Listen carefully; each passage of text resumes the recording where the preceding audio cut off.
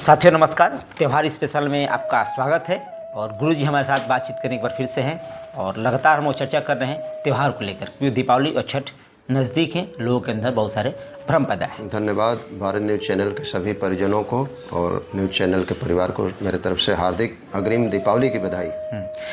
गुरुजी दीपावली क्यों मनाई जाती है? सबसे बड़ा सवाल। हमने चर्चा तो की कि दीपावली किस दिन मनाएं, 20 को 21 को जो भ्रम पैदा थे उसको हमने थोड़ी सी विस्तार से आपने बताया तो दूर दर्शकों को हो गए थे, लेकिन आखिर में क्यों मनाते हैं? उसमें देखा जाए तो जो पूजा जो की जाती है, लक्ष्मी जी और गणेश जी जो पूजा की जाती है, तो वो कब किया जाएगा, इसमें थोड़ा सा प्रकाश डालिए गुरुजी। दीपावली, दिवाली, दिए वाली, इसके कई नाम हैं और हमारे सनातन धर्म में वर्ण व्यवस्था के हिसाब से मुख्य 4 पर्व हैं।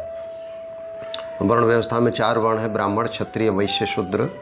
उसी तरह से ब्राह्मणों का पर्व है रक्षाबंधन, क्षत्रियों का पर्व है विजयादशमी और वैश्य का पर्व है एक तरह से दीपावली और शूद्रों का पर्व है होली। लेकिन हमारे भारतवर्ष में अनादिकाल से सभी चारों वर्णों के लोग सभी पर्वों को मनाते हैं, कोई भेदभाव नहीं है। ये भारत की एक तरह से अनूठा मिसाल है, अनूठा उदाहरण है कि भारत में कोई पर्वों को लेकर के कोई भेद ही नहीं। सभी व्यापारी हैं, सभी रक्षाबंधन मनाते हैं, सभी होली मनाते हैं और सभी विजयदशमी मनाते हैं, एक दूसरे से गले मिलते हैं, एक दूसरे से आशीर्वाद लेते हैं। अब दीपावली क्यों मनाई जाती है? देखिए, इसका बहुत बड़ा गूढ़ रहस्य है। हमारा प्रत्येक त्यौहार कुछ न कुछ रहस्य समेटे रहता है। अच्छा। और दीपावली कार्तिक महीने की अमावस्या में मनाई जाती है। इसको काल रात्रि कहा जाता है दीपावली को, इसीलिए काली की, बंगाल में काली की पूजा भी होती है। अच्छा। काल रात्रि कहा जाता है। दीपावली अमावस्या के दिन एक तरह से मनाई जाती है और दीपावली में विशेष करके सूर्य चंद्रमा को थोड़ा सा ध्यान से दे। ज्योतिष में मैं आपको ले चल रहा हूँ। तुला राशि का सूर्य हो जाता है दीपावली के समय में। सूर्य की सबसे एक तरह से नीच अवस्था होती है, सबसे दुर्बल अवस्था सूर्य की होती है। तुला राशि पर सबसे कमज़ोर सूर्य होता है और अमावस्या के दिन चंद्रमा जो है घटते घटते निस्तेज हो जाता है। अमावस्या की रात में आप चंद्रमा का दर्शन नहीं कर पाते हैं, फिर एकम से या द्वितीया से हंसिया जैसा देखते हैं चंद्रमा को। तो अमावस्या के दिन चंद्रमा भी निस्तेज हो जाता है और सूर्य तो पहले से दुर्बल हो जाता है। और सूर्य चंद्रमा ही हमारे एक तरह से काल निर्धारक है। जितनी भी काल गणना है ना, लव निमेष से लेकर के और आपका मनवंतर तक, वर्ष, महीना, तिथि वगैरह जितना भी है सब सूर्य के हिसाब से है।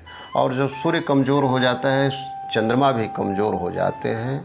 उदाहरण के तौर पर जब ग्रहण होता है, चाहे सूर्य ग्रहण लगता है या चंद्र ग्रहण लगता है, तो उस समय क्या हो जाता है कि सूर्य या चंद्रमा की किरणें जो है विकृत हो जाती हैं, उनकी किरणें कमज़ोर पड़ जाती हैं। तो कमज़ोर पड़ने से क्या होता है कि वातावरण में एक तरह से संक्रमण का भय फैल जाता है, रोग का भय फैल जाता है, लोग अस्वस्थ होने लगते हैं। इस भय से उस समय जप तप हवन का विधान भी बतलाया गया, स्नान दान वगैरह का विधान बतलाया गया। उसी तरह से दीपावली में सूर्य और चंद्रमा की जब किरणें निस्तेज पड़ जाती है तो हमारे त्रिकालदर्शी ऋषियों ने, ऋषियों मंत्र द्रष्टारा, ऋषि लोग मंत्र द्रष्टा हैं हमारे, उस विकृति से बचने के लिए लोग कृत्रिम प्रकाश की व्यवस्था किए हैं।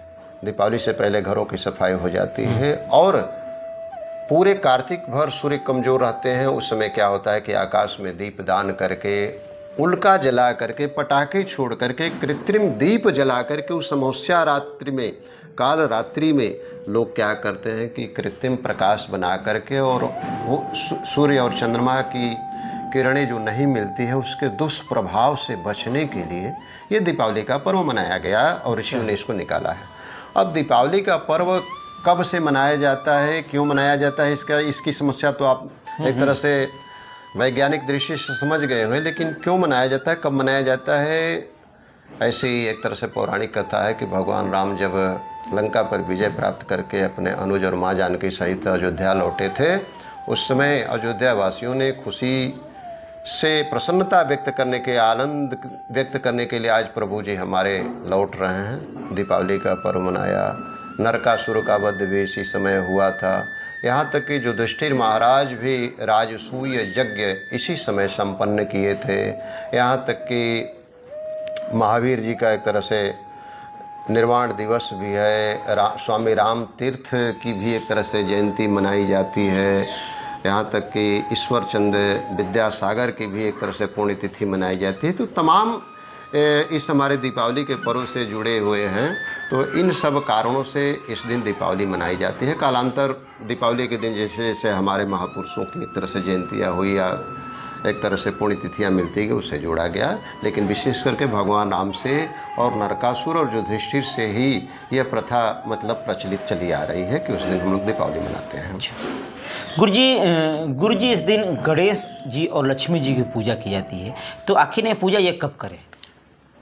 प्रदोष काल, और विशेष करके मैंने तो अभी आपको बताया कि रात्रि में लक्ष्मी जी घर घर में घूमती हैं। अब पूजन में बात ये रही कि लक्ष्मी गणेश जी का पूजन विशेष करके व्यापारी वर्ग लोग करते हैं और ये व्यापारियों का पर्व है। आजकल तो सभी लोग कर रहे हैं और सबका पूजन होना चाहिए।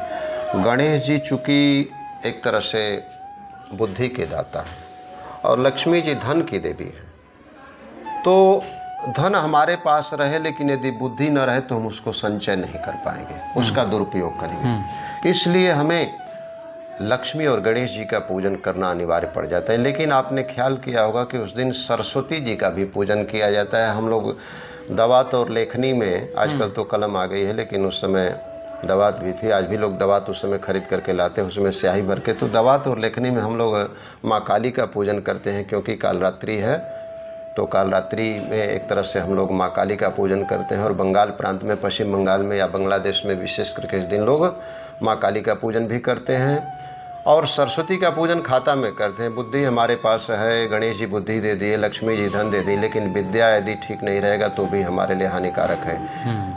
हिसाब में यदि 1 शून्य के बदले 2 शून्य भूल से आगे पीछे कर दिए तो कितना घाटा कितना फायदा होगा, ये आप एक तरह से समझ सकते हैं। इसलिए जितने भी हमारे पूजा पाठ बतलाए गए हैं सब एक तरह से कहीं ना कहीं वैज्ञानिक रूप से सटीक बैठते हैं। उस दिन क्या करना चाहिए कि लक्ष्मी गणेश जी की प्रतिमा को पाटे पर स्थापित करके, कलश स्थापना करके, दीपक प्रज्वलित करके लक्ष्मी गणेश जी का पूजन विधिवत करना चाहिए।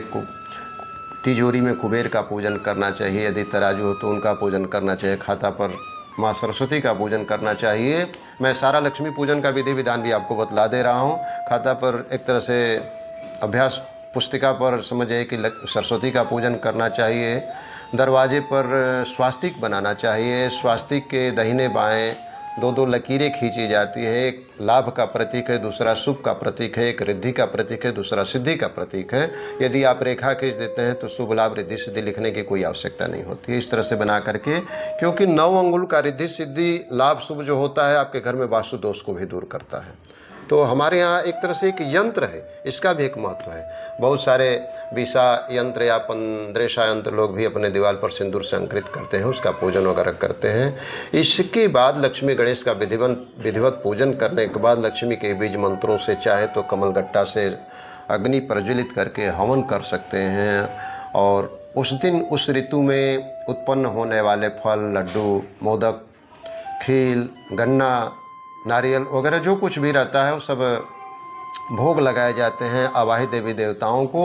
इसके बाद अंत में हम क्या करते हैं कि 5, 21 से 11 घी का दीपक जला करके थाली में रख करके उन दीपकों का पूजन करके, इसके बाद उन दीपकों को भी जगह जगह रख देते हैं, अपने घर में कई जगहों पर रख देते हैं। और इसके बाद लक्ष्मी गणेश जी और सभी आवाहित देवी देवताओं का हम लोग आरती करके अंत में पुष्पांजलि दे करके माँ से क्षमा मांगते हैं कि माँ सदैव आपका घर मेरे घर को अपना घर समझ करके यहाँ निवास करें। और गणेश जी से ही प्रार्थना करते हैं कि हे गणेश जी सदा हमें सद्बुद्धि प्रदान करते रहें।